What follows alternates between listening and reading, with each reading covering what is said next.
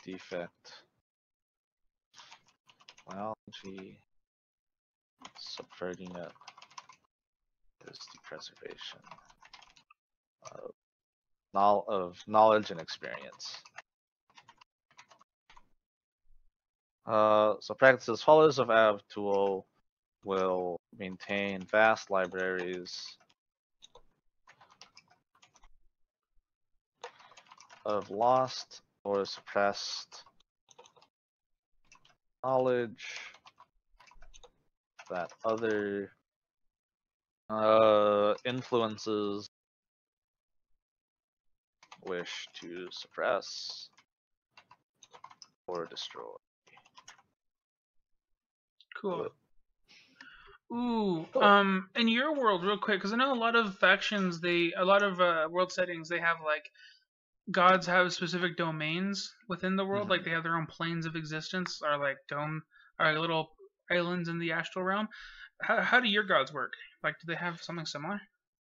I don't quite have it worked out, but what I imagine is that it works very similar to the Greek pantheon, because that's kind of where I got the inspiration for like astrology and stuff like that. And that they have their own realm, they share that realm more or less, and the events that happen within that realm are reflected, supposedly, in the night sky. So the astral shackles that bind these four gods together are a projection of like actual shackles that keep these gods in place, right? So if those four particular stars were to suddenly disappear, then those shackles are broken and crazy shit would start to happen. And you know how some people like people, they would like see like a star turn red or something. Yeah, like that would even be like scary as shit. yeah, things like that. Like there are people in the world that look at the stars and infer history as well as the future based off of that information. Cool. Whether or not that holds true is kind of up for debate, I think. So we'll continue along. Marcel, goddess of madness and chaos. So follow his beliefs and practices. Psychologists. Like, first thing I thought of was like, what's it called? Call of Cthulhian type psychologist. You know what I mean? Like loony bin lobotomists or something. Maybe. Actually, let's. Honestly, I don't really imagine this person having a really structured role in society other than cults.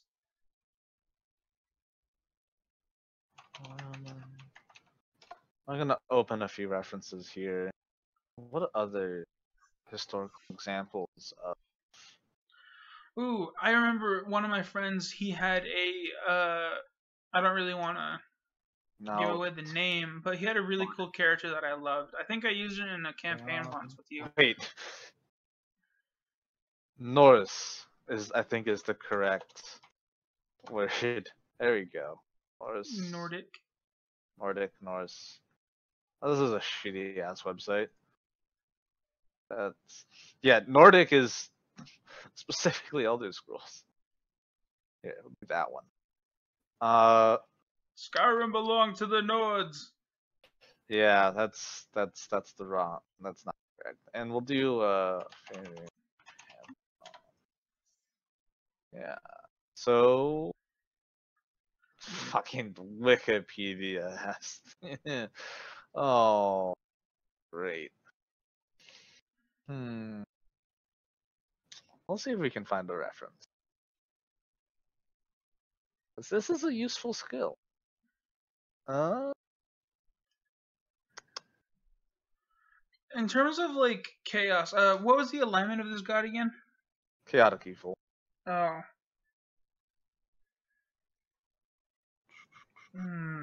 And the domain was chaos and madness, right? Trickery and knowledge. A lot Or of no, just trickery. yeah, a lot of I could just get my player's handbook. uh, uh, a lot of people whenever they do the madness route, they always tend towards the like labyrinthine type theme of like yeah. locking them away because they're too much of a loose cannon. hmm So I think that was the case in I believe Greek mythology. The no in Greek mythology it was about the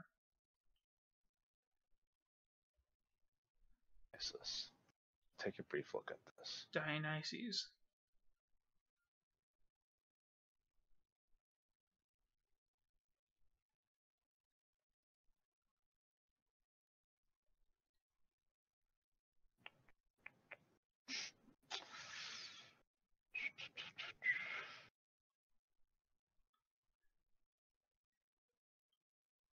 And remember, guys, if you really love this gripping, intense reading, make sure to give us a follow or a like. Oh, fine. I'm sorry, Albert. I think But research is an important aspect of this. it is a huge aspect of it, and I think that you're following a good Okay. thread here. The problem is that like main thing I'm wondering Yeah, it's not good watching. I'm wondering like exactly what direction you're going with this because you got chaotic evil, but you also have it as trickery. Like Well, yeah. that's why I'm wondering about it because trickery seems a bit more like neutral.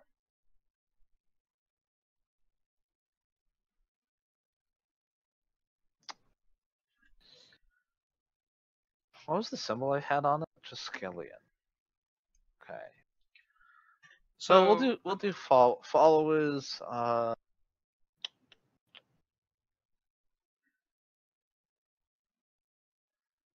Called like just kind of cults. Yeah, Cults. I think, mostly just cults. Yeah. Yeah, because the only thing I can really think is like it inflicts people. Oh, another thing that like I think still going off of like the weird Cthulhian vibe of like people to try to understand madness. Mm-hmm. They need to become mad themselves. So like physicians or you know what I mean? Okay. But that might still play into the cults. Yeah, we'll just sort of leave it at cults for this one. Yeah. Oh, sorry, notification. Hey, it just Blanket Term just released the Cuphead video. Oh, cool, sweet. Sweet. Put it in chat. I'll work on that. You keep going. Yep. So beliefs. There is no rules or order to nature, world, and the universe. Only by embracing this can understanding be. Okay, yeah, okay, that helps with the other aspects of it. So for practices, cults of Marcel often serve as a counterbalance to certain philosophy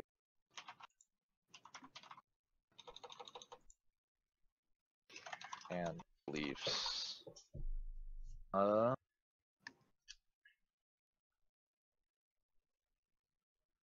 Maintain.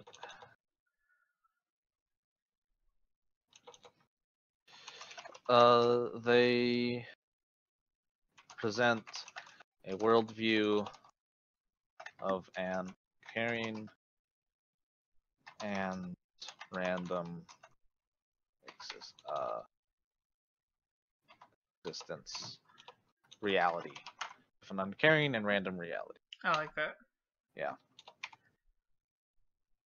Utharl, god of savagery and lycanthropes. Nice. Followers, barbarian. That's not. Don't want to just say barbarians. Hmm. It's just too referential. Yeah. Nomadic tribes, hunters.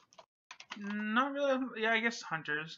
But the main thing is that, like, because of savagery, I'm thinking that it would be more like War, just warriors.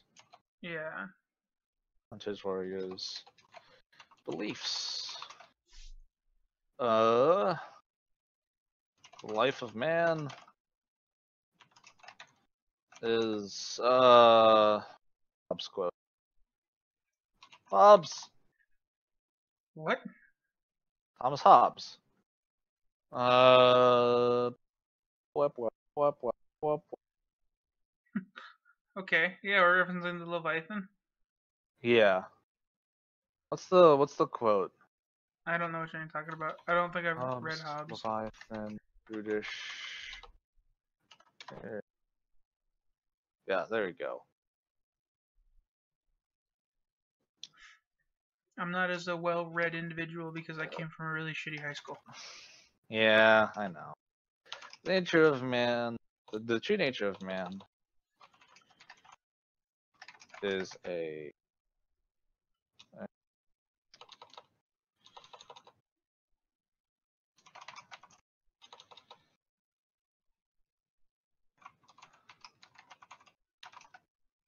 of society.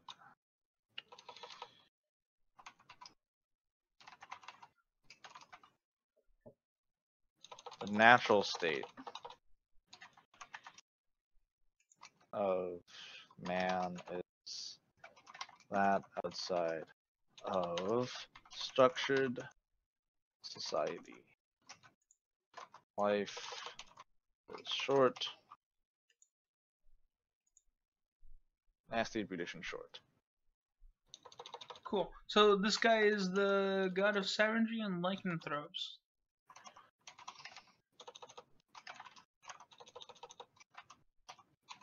Only through strength is survival guaranteed. The calling of the weak makes the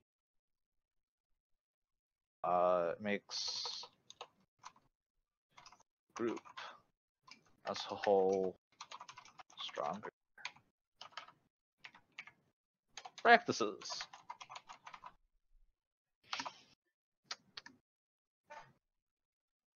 Uh, hmm.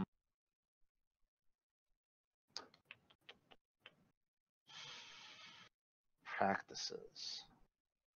Probably raiding, like a lot of raiding. Like, I think ritualistic no, I don't know, ritualistic combat. Yeah, I think that'd be it.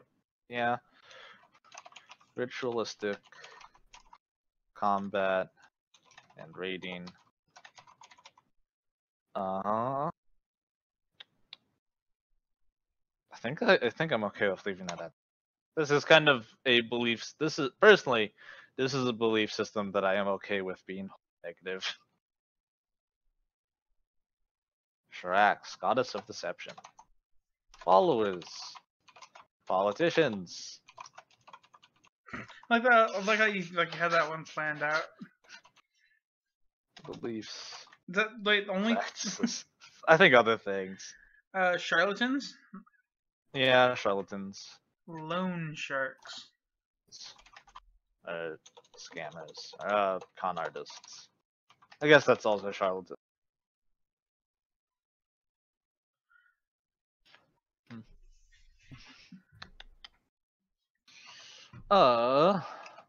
Secrecy and lies are the glue that holds society together. That's cool. Without arbitrary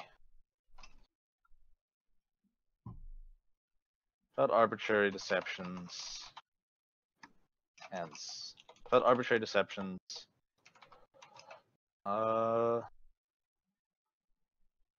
life Life needs things to live. conflicts become more about beliefs. There's a word I can use to describe this. Like partisan? That's not.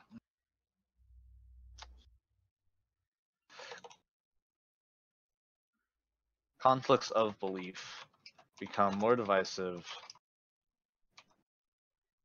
and inevitably more violent.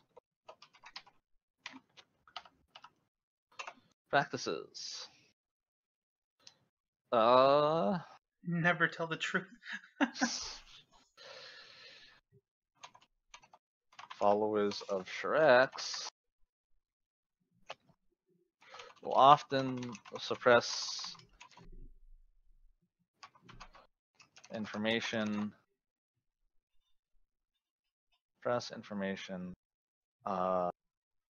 and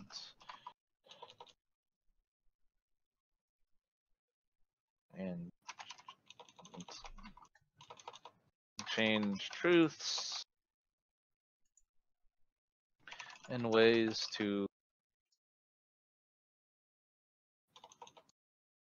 with the intention to maintain public order, but often use deception to gain personal strength and power. And like one thing that I would say about before moving on past that these are all negative things, and the world views it negatively. That's why they are classified as evil deities. But in many ways, these practices, except this one, do serve a function in society, despite the fact that they aren't that good. Yeah. Society isn't perfect. Yeah. So real quick, our astral shackles were they enslaved by the other gods or? They were imprisoned by the other gods. Yeah. Okay. Imprisoned. Yeah. Not enslaved. Yeah. And so they reside at the peak of the night sky because that's where the other gods keep an eye on them, right? Yeah. They're always there because they always have to be watched in case they escape. Okay. The Vigil. Vigils. Are these the good gods? Yes. Wow, that went longer than I expected, so we may have to go back to this date. No, that's fine. Okay. So, same thing. Say that for me. Is it Blythalora? Bythalora. Bythalora. Yes. Sun purification.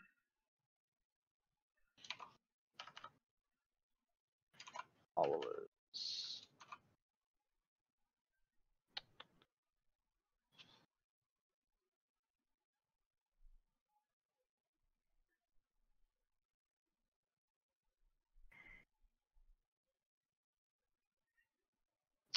Wait a second.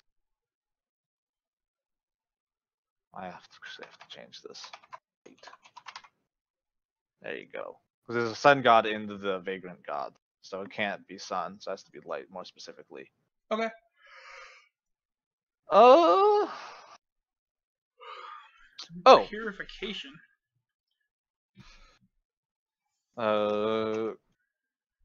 Judges. Yeah, judges. No, that's god of justice though. Yeah. So. Investigators. I guess. Generals most likely. Because there is one for like probably war, but this is the only good god that has to deal with purification. Investigators and inquisitors. some generals. These can have overlaps too. Yeah. So yeah.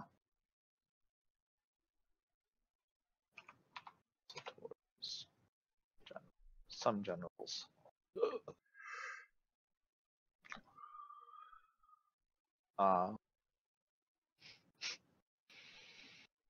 Like Night Watchman, quite often, stuff like that. So beliefs. Oh. This one's quite easy. Evil will always hide in the shadows.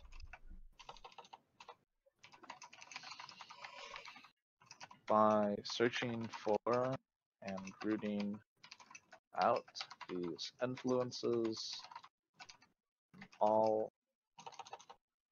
any way possible is the only way for society to move past such evils. Practices. Followers by Thalora will often go out of their way to punish any perceived injustice.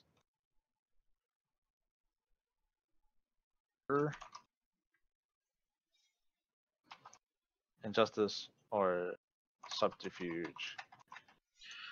Yeah, injustice or Albert, oppression. real quick, I have a question about purification, because purification really feels like, in the sense you're trying to use it with war, sounds like an evil thing.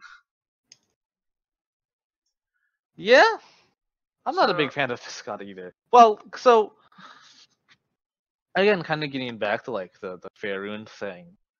Even though like it's sort of the dynamic of the D&D alignment chart, good, like quote unquote good entities, despite being an overall positive influence, can still have negative effects on society, right? Yeah.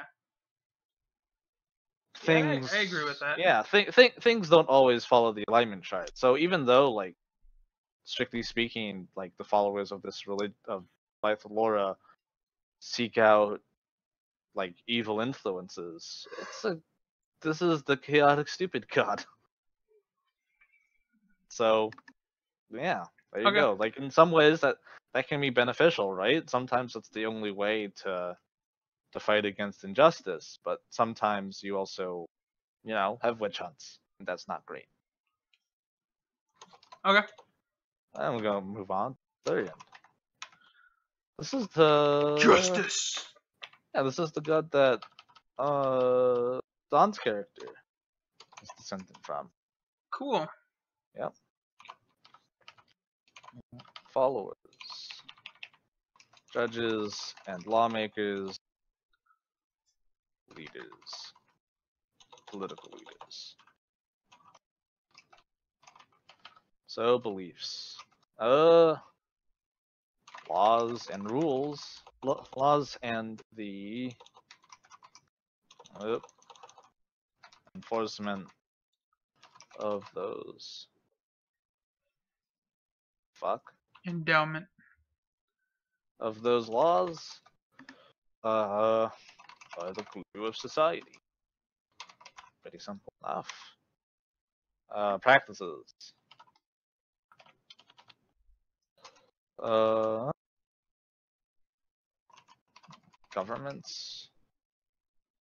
Governments aligned with Thurian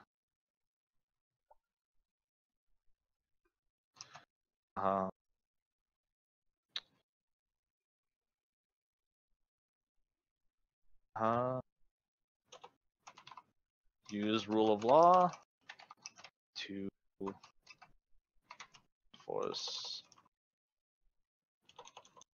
enforce societal norms. In ideally this protects citizens from danger and threats, within and without.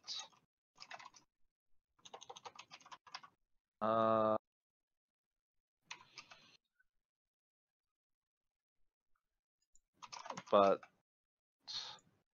many use the authority of Therian to force laws that are not interest of all people. And obviously, like that divide, there's a conflict within that. Yeah. So you would say that the latter half would not be true followers of this god because they are kind of misusing his authority. But if you were to ask them, they would still say that they're Therian. So yeah, and that's kind of part of the conflict with Don's character. Mm. Keep continue to move on. Aranama, goddess of knowledge.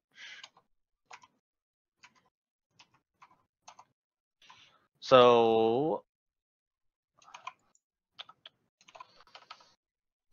this is a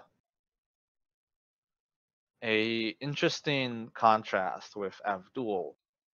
They kind of both are around the idea of knowledge. What I have an idea of Aranama is, whereas Avdul is very much about looking back and preserving knowledge that is destroyed.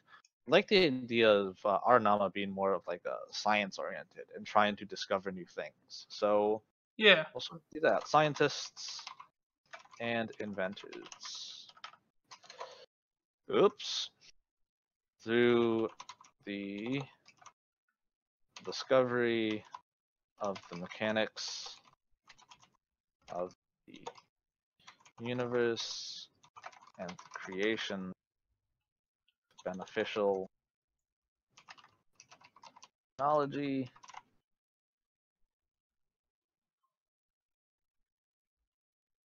the followers of Arma seek to advance society. That was a weird way of wording. We'll improve it later. So practices. Make stuff. Yeah. Invention and study are core to the core to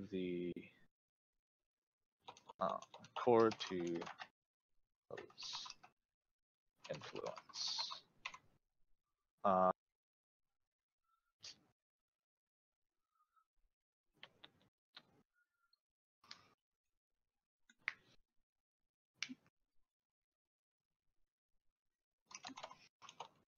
Many advancements in magic and technology are attributed to followers of Aranama, but uninhibited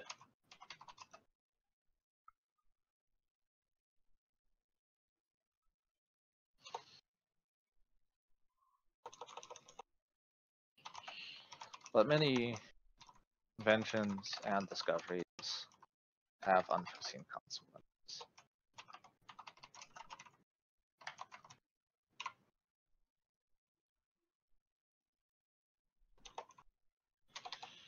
Cool. Taug. Ooh, that's a cool sounding name. Protection. Yeah. Protection. So Fathers. followers. Yeah. Or just paternal figures. Yeah. Paternal figures. Soldiers, guards. Beliefs. The strong must protect the That's not how you spell weak, Albert. Nope. Strong must protect the weak. Practices. Protect the weak. Or protects the that's weak. Basically weak. Protect the weak. The weak sometimes protect themselves.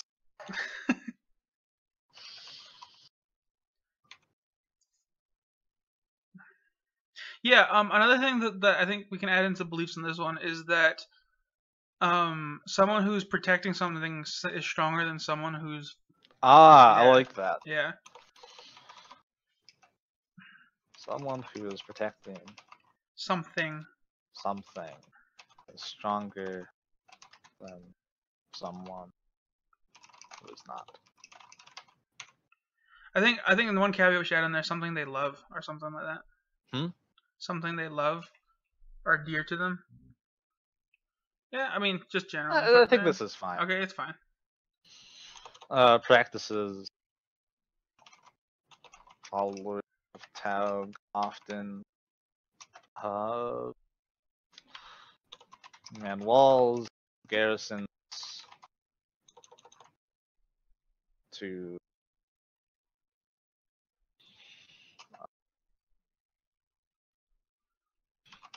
protect society and those they love. Those they love.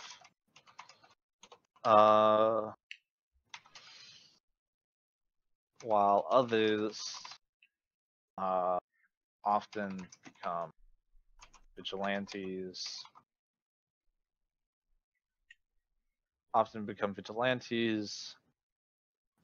And seek out retribution. For seek out retribution,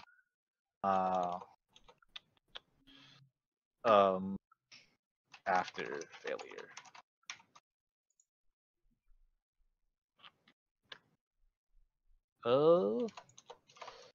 Thurian, god of growth and renewal. Druids, farmers. Is there a particular word for a doctor who delivers children? Midwife. No, that's different. That's the. Is it? No, because midwives are ordinarily the people who are there for the long haul. Doctors just go in and they're like, "Yep, he's healthy," but midwives are the ones that. Is there a gender-neutral word for?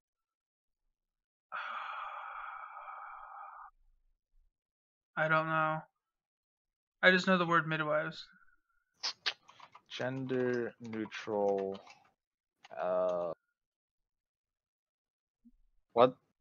What's a word that is similar in meaning to another? Synonym? There we go. Synonym for midwives. Midwife.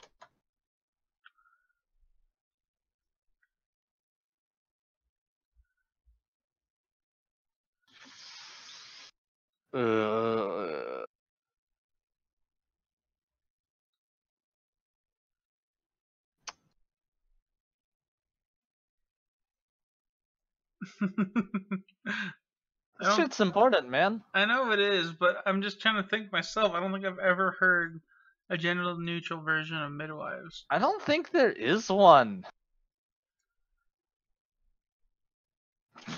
God damn it. Sorry midwife. For male midwife. Yeah, type in male. Midwife synonyms. What's this?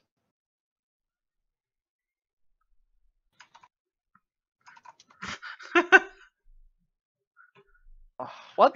That's. God damn it. A physician qualified the practice of. There we go. Okay, we got there. We got there.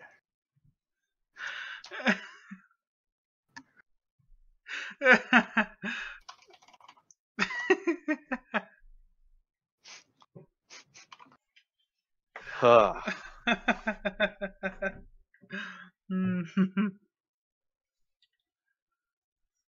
Funny. Alright, core beliefs. Purity comes from growth or something? Some weird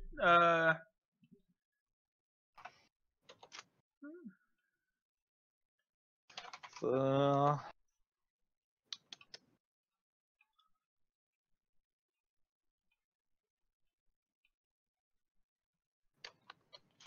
growth is a natural state of improvement. It's a natural state of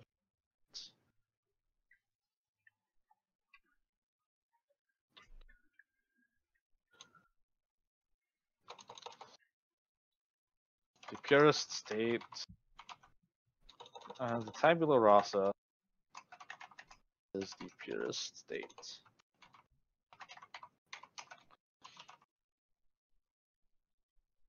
Through to growth.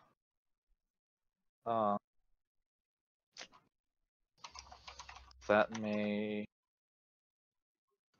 continue to be pure, or may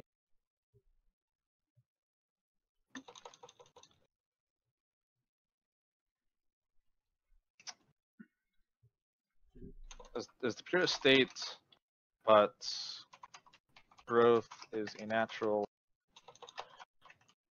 and acceptable. I don't like that.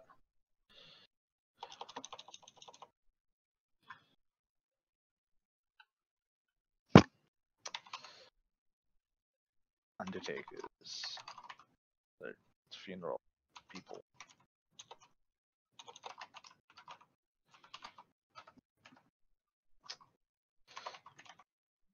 Death begets. Okay. Life and death natural. Is a natural cycle.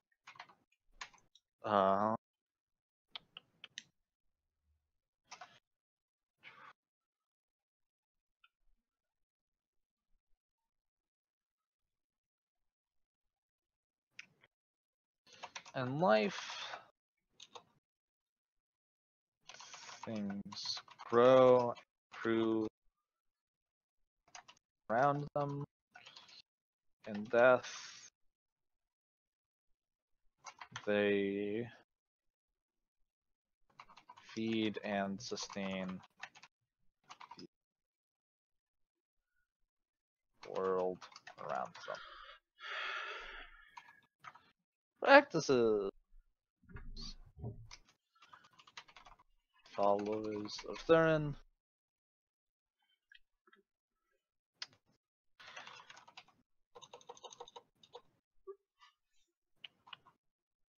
Maintain crops, gardens, maintaining, as well as. Oh, sorry, hiccups. Yeah, I know what you mean. Oh. I had that earlier. Oh god. As well as parks within the cities of Athens. They vehemently oppose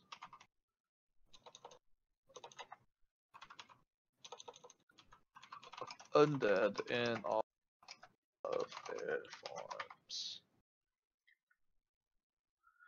What about an undead thing that uses nature? There's one of those. I have a neutral god of death. Cool. We'll get into that. Well, maybe not. I think I'm gonna finish up with Caliban here, and maybe we'll get to the rest of these at a later date. Yeah, I imagine that we can get in more in depth. I think next episode we can do like something similar. Similarly Yeah, themed. I kind of want to do something different and just kind of come back to it after a few weeks. Yeah, no, I We mean, can do it I think we can do it off stream and then just update it. Yeah, I Do an like that. update, and then we'll do a quick like 30-minute update Oh. next time. So Calvin, what was this one's domains? Liberty and Independence. Liberty and Independence.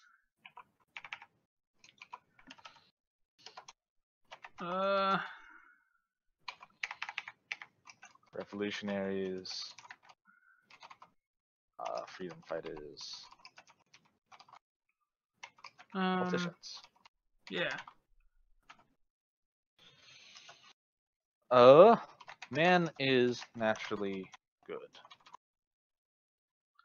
Man is good. Through. And freedom. Freedom is good. Is the best. Is the. And. So this guy's through freedom. Freedom and liberty. That natural state is best supported and shown. Okay. Oh, you should put in the followers nudists.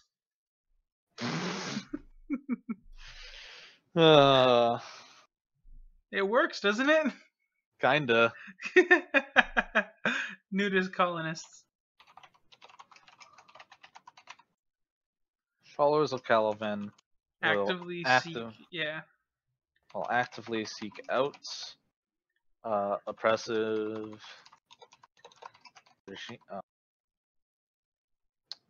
regimes. Actively seek out oppressive regimes. And don't end the sentence there because that means that they want oppressive regimes. Oh. And undermine them. Yep. This can often lead to violence.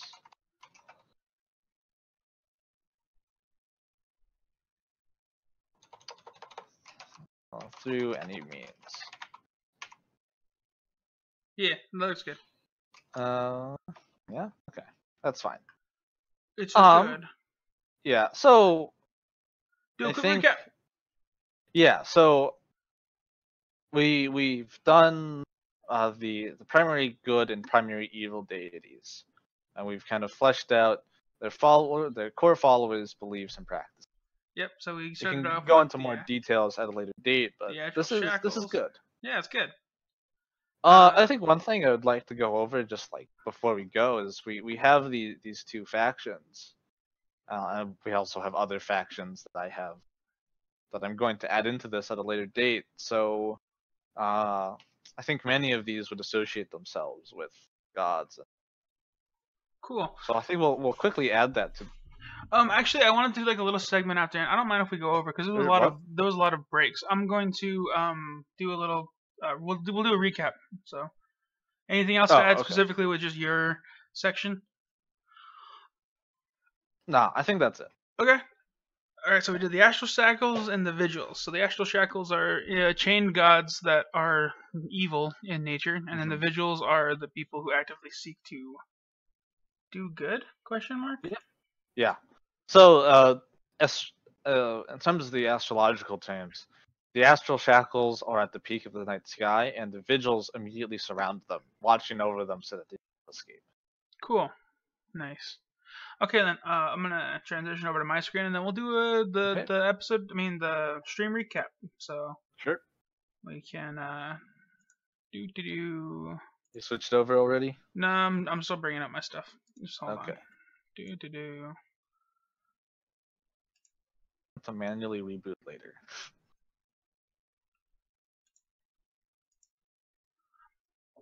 And we're back. So I guess we should do the closing notes. Anything you want to say? I think we'll just talk about it rather than just type it out because I don't think we have time. Yeah. The main thing is that world building is something that I think everyone can do. We all do a little bit in our daily lives with whether it be to understand, wrap our rounds around other concepts that are foreign to us. And world building is just the act of getting it out into the world, getting your creative side developed, in that we can all start understanding the world in different ways. And religion is a huge aspect of it. It's integral to culture development, it's integral to the development of society. And when you world build, that's a good thing to hinge your world on. But it's not something that I think a lot of settings require. And Yeah, I yeah, agree. It's not necessary for every session, and it's yeah, also not necessary for every play group. yeah. So I definitely think that you can get away with not having one, but tomatoes, tomatoes. It all depends on your play style. And with world building particularly, it's always, I like using it as a lens to understand just the world. And that was kind of reflected in my thing with Vessel, how religion shaped the progression of the world.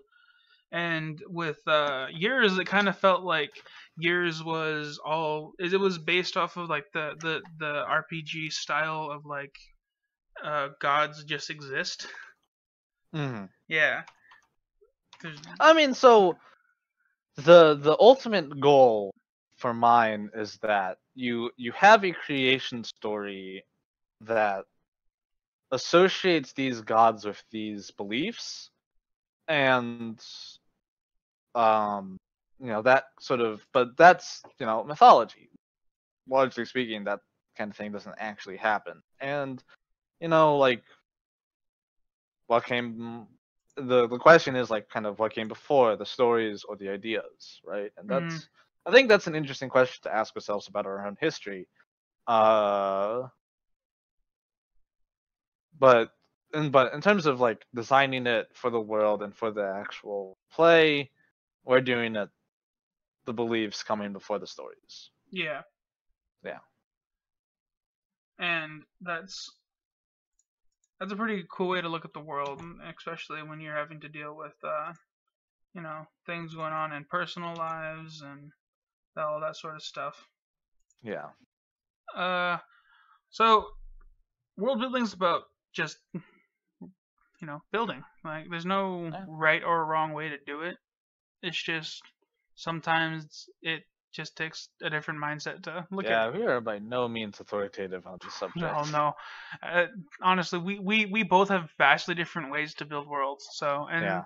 I think that there's no one way to do it right. There are definitely processes that I think a lot of people adopt and flesh out to make it really good. But I think that, yeah. So again, I think that's about it. We're coming up to about 10 after, so I think we'll start wrapping this up. Before we go though, I do just want to do some plugs, and I think that since we're early creators, we kind of just need to plug stuff and try to get us out. I've been trying to promote recently, and it's super awkward because sometimes I'm sitting there like, should I really release this extra tweet, or like, no one's responding to all my things, so let's just. Yeah, but if you want to support us and you kind of somewhat enjoyed what we did here, give us a like, give us a follow on Blanket Term. We stream kind of regularly on here. On Fridays we have Don's Chill. Actually, let's go on. Actually, I have a whole section for this. Shameless plugs. Blanket Term. We are part of Blanket Term. It's like a creative collect. How do you describe it, Albert? I don't know. I often describe it. I kind of like thinking about it in terms of like, we're a college student creative collective. Yeah, we're people who do things. Yeah, we're just people who do things, and it was all started with our good friend Dawn. She like had the idea, and she pitched it to us, and then me and Albert hopped on board, and we've been enjoying it ever since. We love creating stuff. We're on Twitter, at blanket_term. We are also on YouTube, which we have a link which I shared in the chat. Actually, we have a YouTube channel now, and actually just during this stream we actually had our first video went up. Yeah, our first video went up. Let me just. Sorry, I was getting the tap. There we go. If anyone else can fucking see that. That's just. There we go. Yeah, so we don't have our own URL yet. We're just getting started, but we hope to eventually grow this into something. We're also on Twitch, so I guess if you're watching, you're already here. So congrats, you're halfway there. Just go check us out on YouTube. YouTube release. A shortened, lightly edited version of this podcast will be released on YouTube on not Monday, Tuesday. That changed. Yep. Last week's podcast, I think. Oh, are we? We might be able to. I'll try to get both done. Yeah, I think that we should try to catch up. So. Yeah. We'll get both done on Tuesday. Yeah, we'll probably just double release. Mm-hmm. The world that I'm working on, Vessel, we have a podcast. I think I referenced it multiple times, but that one's being released on YouTube. I think the date we have set is the Wednesday. Yeah, March 5th. So. We picked up a follower during the stream, but it didn't pop up. Did it not? No. We picked up a follower, but the notification didn't. Oh no! Or we might have missed it. Sucks. We might have. Oh, yeah. We're so sorry. We'll make sure to give. Can you try getting the name for that follower? I think it was Hooded Sloth. Hooded Sloth? No, I think Hooded Sloth followed during Dawn stream yesterday. Yeah. It's Unworn Desert? Oh, frick. We don't have access to Streamlabs. Oh. It's okay. Whoever followed, thank you. Yeah, it is Unworn Desert. Yeah. Thank you, Unworn Desert. You have been a great step in the right direction for the future of this stream. We thank you. Thank you so much. Okay, so we're still waiting on an RSS feed. We talked about this and we're kind of hesitant for doing the RSS feed, but we'll see, depending on how it does. We will see. Yeah. At the very least, we will definitely have it up on YouTube on Wednesday. Yep, most definitely. And we plan on doing every week on Wednesday, so you can go watch it there. I have 2 episodes fully edited. Episode 2 is going to be coming your way this evening, Albert, so you can add in the music. Yeah. So, Albert, you have any plugs? You want to add in? I've got nothing. I've got nothing going on. All right then.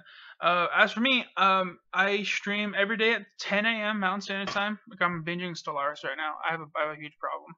But yeah, you can find me at Navoman45 on Twitch. So yeah, you can also find me at Alan D. Joe on Twitter, and you can find Albert at Variable Vacancy. Yep, I don't do much. Yeah, I've been self-promoting a lot, so that's why I put shameless plugs in. But aside from that, you can follow us. Definitely give Blanket Term a follow.